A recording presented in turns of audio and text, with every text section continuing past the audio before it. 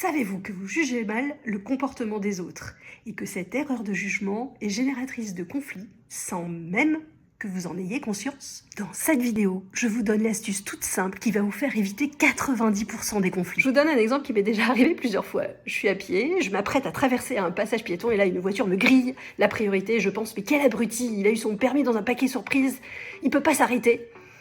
Et puis de m'apercevoir que quelques temps après, je fais exactement la même chose, je refuse la priorité, ou en tout cas j'oublie la priorité d'un passage piéton, et je me dis à ce moment-là, non mais moi, ok, je l'ai oublié, mais je suis pressée.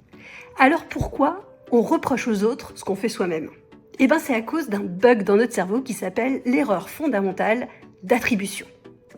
Pour comprendre pourquoi nous faisons toutes et tous ça, plongeons dans 3 expériences fascinantes. Première escale en 1967. Jones et Harris, 2 chercheurs, demandent à des étudiants et à des étudiantes de lire un texte pro-Fidel Castro. On leur précise quand même que la personne qui a écrit ce texte n'a pas eu le choix. On lui a imposé de défendre Fidel Castro. À la fin de leur lecture, on leur demande ce qu'ils pensent que la personne qui a écrit le texte pense de Fidel Castro. Et tout le monde est persuadé que l'auteur aime vraiment Fidel Castro. On lui plaque une intention là où il n'y a eu qu'une obligation.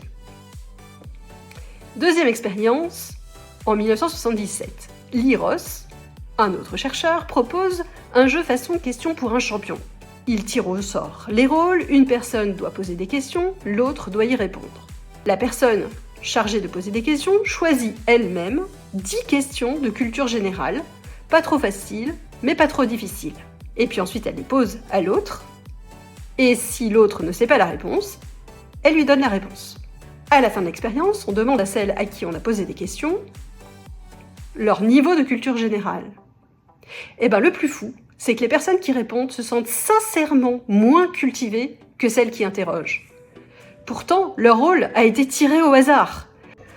En fait, on oublie que la personne qui interroge a un avantage immense, celui de choisir ses propres questions. On demande ensuite à des observateurs d'observer ce jeu. Et idem, leur avis, c'est que la personne la plus cultivée, c'est celle qui pose les questions. On appelle ça d'ailleurs l'effet Julien Lepers. Enfin, 3e expérience. Richard Nisbett, en 1973, demande à des étudiants et des étudiantes d'expliquer leur choix de vie. Pourquoi ils ont choisi telle étude, pourquoi ils ont choisi tel ou tel petit ami. Quand on leur demande pour eux, ils citent des raisons extérieures. « Ah, ma copine, elle est drôle » ou « Ah, c'est parce que cette filière a des débouchés ». Mais pour expliquer les choix de leur meilleur ami, ils vont citer le caractère de ce meilleur ami. Il a choisi ça parce qu'il est ambitieux, ou il aime ça parce qu'il est dépendant.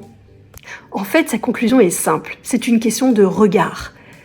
Nous, on ne se voit pas agir, par contre, on voit bien le monde qui est autour de nous.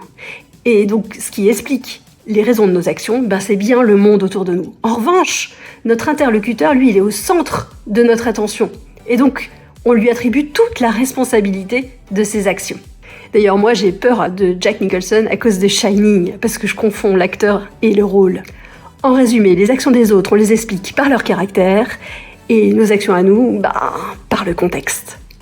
Alors, on fait quoi concrètement?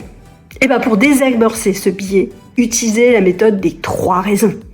Dès que vous vous surprenez à juger quelqu'un, forcez votre cerveau à trouver 3 raisons extérieures qui peuvent expliquer son comportement.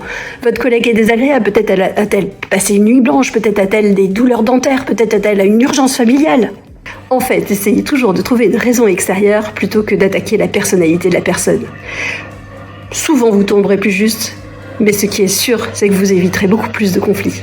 Je suis Valérie, votre fournisseuse officielle d'énergie pour changer le monde. Et on se retrouve demain pour l'épisode 2.